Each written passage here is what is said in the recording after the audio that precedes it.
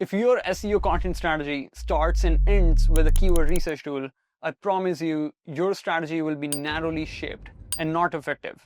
Why? Because keyword research tools can tell you a lot, but they cannot tell you everything about your buyer. And that's a massive, massive gap. In this video, I want to show you exactly what keyword research tools can help with, what are the limitations, why you have to go beyond them when doing your content strategy research and tapping into customer insights, and how to do that exactly. The way I think about keyword research tools is that they're facilitators. They're supposed to be tools. They're supposed to help you exactly finding the terms which your buyers use once you have the clarity of who exactly am I targeting, who's the person that I'm going after. But there's a lot of things that keyword research tools cannot tell you. So I'm going to paint a picture here with two different categories. There's the stuff which keyword research tools can absolutely help with.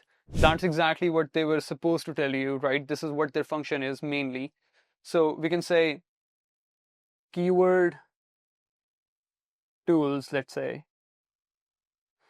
they can potentially help you with understanding search volume, of course, right? The most obvious one. So, which is how many times or in what volume your buyer, not necessarily your buyer, actually, that's a mistake. What exactly is the total quantified number of searches happening around a particular key term? Now, that is still technically a little limited because the volume that you see is for a particular keyword, one certain term, not necessarily the complete topic. And when Google starts ranking your page, it's going to rank it for multiple hundreds of keywords. Anyways, that's a totally different discussion. What I think it is really helpful for it is, of course, things like just having a rough idea of where the opportunity is. Volume can still be very helpful, right? I don't think we can say it's a totally vanity metric. What I have found its value in is mainly in terms of forecasting, just having a general direction of what kind of opportunities you can expect higher volume and higher potential conversions from.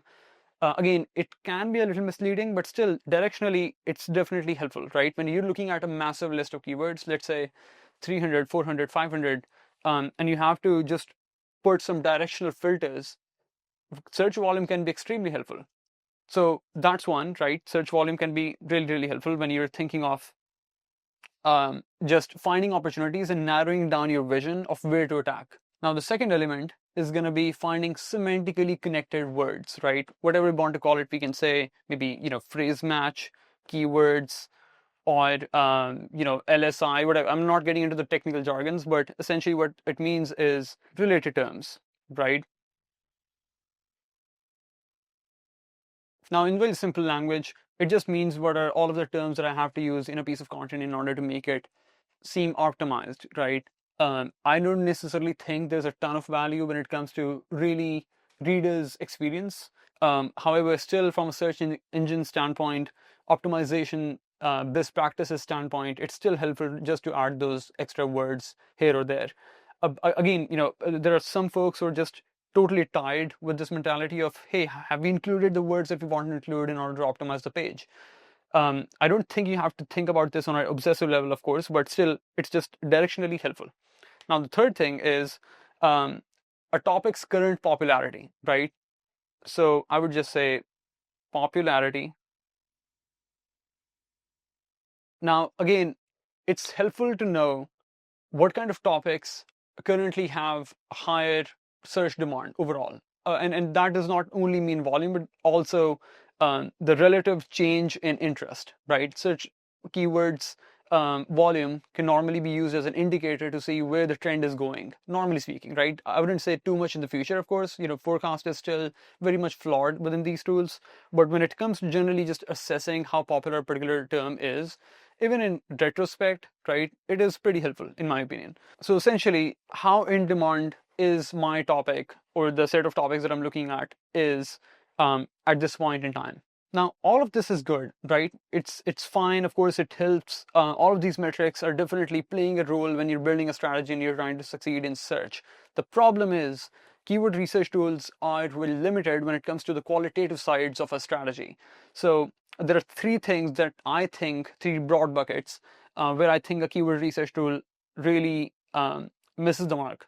Or it's not necessarily missing the mark. It's not about their accuracy. It's just that functionally, these tools are not necessarily designed to help you with this. So what exactly are those? So let's call this So keyword research tools were tools can't tell you. And this one is can tell you. Right. So this component, right, this is where I think the limitations are for these tools. And I'm also going to talk about what you can potentially do in order to solve for these gaps that exist. The first one is the searcher's identity, right? So searcher's identity. So what that means is, sure, you can look at a particular keyword, a particular term or topic, and see what the total volume looks like. How much is the total traffic potential, the global volume, the volume in a particular region and stuff like that, the keyword, the difficulty metrics, whatever. What you cannot figure out using a keyword research tool is who exactly is my buyer, right? Or the person that I'm trying to reach. Are they really searching for these kind of keywords? Do I have a level of certainty that these are the terms which reflect the kind of buyer that I want to attract? So an example that comes to mind is, let's think of a keyword like what is email marketing, right? A pretty broad term. Now, I've seen so many companies go after those kind of broad terms and broad keywords, thinking that that is what their buyer is searching for, when they are actually trying to target high-level executives for their enterprise product. Meaning, a director of marketing is never going to search for what is email marketing. Now, why that gap exists? Because they are seeing this volume, right? They're seeing this number, maybe 3,000 searches a month or whatever, right? And they're concluding that, hey, email marketing seems like a right word. So why not create content when all of these searches exist here, right? This is what they're paying attention to. But what they don't realize is that their searcher might not be a big majority of that, right? Maybe who knows? Maybe in the world there are still director of marketings who are interested in learning what email marketing is. But my point is, out of these 3,000 folks, maybe those are 20, right? So you have to really understand who my buyer is, what exactly is the job title, their day-to-day responsibilities, their pain points that they experience. Just putting yourself in their shoes will give you a level of certainty, which you can then use and say, hey, I see this volume for this particular keyword, but I don't think it's actually true. I don't think my buyer is searching for this. So this volume number is going to feel like a deception only when you know who your searcher is. Now, you can do that, of course, by adding a layer of customer research at the start, which can become a different topic, but that's where you do qualitative research, just trying to gather as much knowledge as possible about who you're targeting, who is the buyer that you're going after, trying to talk to your sales team, understanding what are the most repeated questions, and, talking to your product team to see what kind of folks really stick with the product. All of that can bake into what exactly is my searcher's identity. So that's one missing component which keyword research tools will not tell you, and that is what you have to understand on your own before you move into a keyword research tool to do the research. The second thing, again, something that these tools won't give you the data for, is your customer's journey. So if you think about someone buying a B2B SaaS product, another human being who has made the decision that they want to really purchase what you have to offer, something really has happened, right? On a scientific level, there were factors involved in shaping their decision. There were factors involved in raising the demand for your product. So the fact that they now, at this point in time, require your solution definitely has a series of events that happened. And that's what you need to discover. That's where you need to do your investigation. So in my opinion, you need to ask a bunch of questions to your customers. You can do it directly. You can also do it indirectly. Those kind of questions would be stuff like, and again, this would become a separate topic, but essentially it's just adding that extra layer of customer research where you're saying, hey, what changes occur which makes my buyer think of a solution like mine? What does their research process look like? What KPIs they're trying to optimize for? What pain points are they trying to solve for? So there are a couple of questions that I usually ask, and you can do it, as I mentioned, indirectly or directly. So directly would be just asking your team, hey, can I get in touch with a couple of my customers, right? So we work with clients normally, and we do this all the time. We try to get in touch directly with the customers of our clients. Now that's the direct way. If you cannot do that, then potentially you can get in touch with the sales team, because those are the kind of teams who are directly in touch with the customer. They have first-hand insights about this persona that you're trying to reach. So they would know exactly the insights that they get on the sales calls, um, based on the questions that the customers are asking, right? The objections that they have, the stuff that they're interested in. Anyways, so that's direct or indirect ways. Now, a couple of questions that I usually like to ask, which adds a lot of clarity to me personally when I'm working on a client strategy, are: number one, why solving this particular problem is important to you, right? So I would say the why question, right? Sure, your product is solving a particular problem for your customer, but why exactly is that important to them, right? What do they get out of solving that particular problem using your solution? So it could be that they, have to, let's say, reduce churn in their company. So your product helps with retention. Why that matters? Because they happen to be a client success manager, and that is directly tied to their promotion, right? So that is a level of depth that you have to understand when you're trying to figure out what triggers my customer's journey. Another factor that I try to get clarity on is what does the buying committee looks like.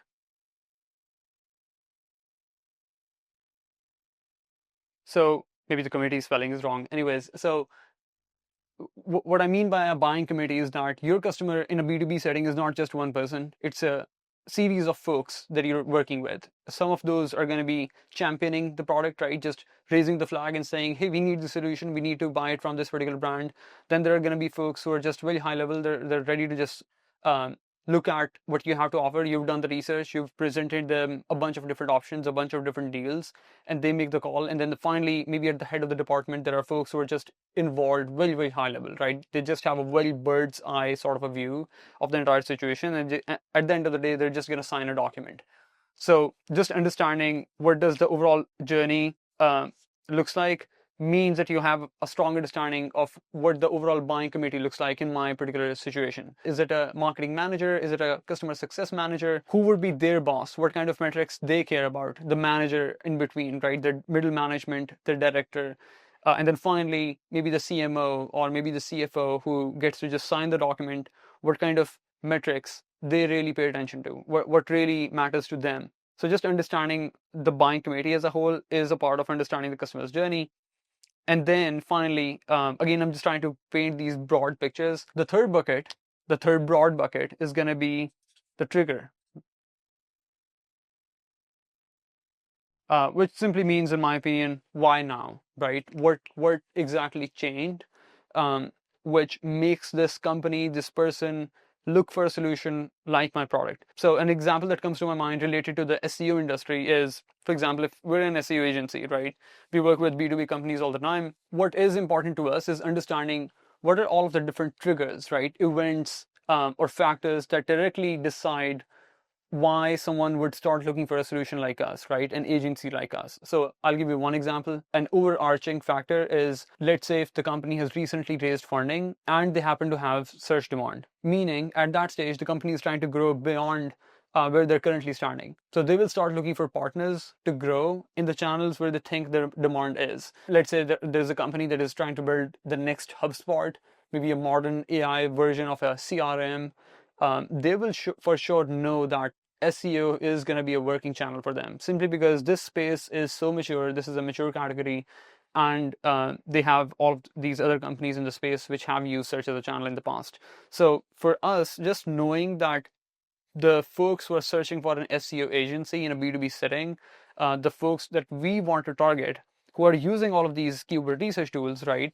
They will likely have a lot of funding at some point. So when they start searching for these keywords, that is one overarching factor that we really have to think about. That would mean we think about what kind of things these customers will be searching for when this factor is true. So just taking the example of funding, let's say, I already know that this person will be looking for keywords like maybe budget planning or, stuff like that, right? Simply because they have a lot of money and they want to allocate their resources part of it is finding the right folks, but maybe they also need a template to plan for their organic growth. Maybe they need help with some forecasting. So that can again give you some implicit signals that this is where the topical demand would exist. So I can then use all of those insights and then start doing my research afterwards and get into keyword research tools. So that's like the second component, right? We've just covered the search's identity, understanding who you're targeting. The second part would be understanding your customer's journey, which means why, who am I targeting on a more nuanced level, the buying committee, and the triggers that affect their decision. Now, the last factor would be a topic's future popularity, right? So I would just say future popularity. Now, what that means is, sure, keyword research tools can tell you how popular a topic or a set of keywords are right now at this moment. So sure, they can paint a picture when it comes to popularity, but only in the current view. They cannot give you the answer of where the demand would exist in the next 6 to 12 months. And that insight is actually extremely crucial. If you really think about what these keyword research tools have to offer you, it's a bunch of data, right, around certain terms. Now, think about anyone else in your space who happen to have a subscription of the same tool that you're using. They will likely have all the data that you have access to. So if they happen to be a competitor, that means you have no competitive edge in knowing what opportunities to target. And obviously, we also know that you're not going to have any sort of magic wand to optimize your pages in a way that they cannot, which means you will exactly have the same number of odds to win in your strategy as them, which is definitely not the best sort of a scenario. So now the reason why understanding future popularity of a particular topic is important is because you can be the first to own that category. Now there are two really cool examples that comes to my mind. One is the classic. When ChatGPT first came out, I remember for months, literally for months, all of these keyword research tools used to tell us that the search volume for ChatGPT is zero, right? Why? Because they, of course, have a lagging period, right? They're going to take the data once it's aggregated properly, which can take months, and then start showing you that data, which means while the popularity for a particular keyword or topic is growing super fast, and potentially your smart competitors were actually using that data to create their content strategy, plan their content, etc. You were waiting for a keyword research tool to show you volume because you're just too reliant on it, right? So that's one cool example. The world was totally changing. ChatGPT was just like booming everywhere, and still, you know, Ahrefs or SEMrush or any other keyword research tool would say, hey, it's not a good opportunity. You should not create a page like how ChatGPT works, although it can actually generate you millions in impressions and hundreds and thousands in clicks every month. It's not a good opportunity because we don't have the search volume data for it. So that's one. The second one that comes to mind is the example of, I think it was perhaps Copy.ai, a company that created a page, maybe a bunch of pages around the term called AI writing software, perhaps. And this was in the pre-ChatGPT and LLMs era, right? So they just created that page. The keyword had maybe somewhat of a search demand, but it was not booming as fast. So they just bet on the future popularity of the keyword, right? They put up those pages, optimized them, and then of course they started generating maybe some clicks here or there.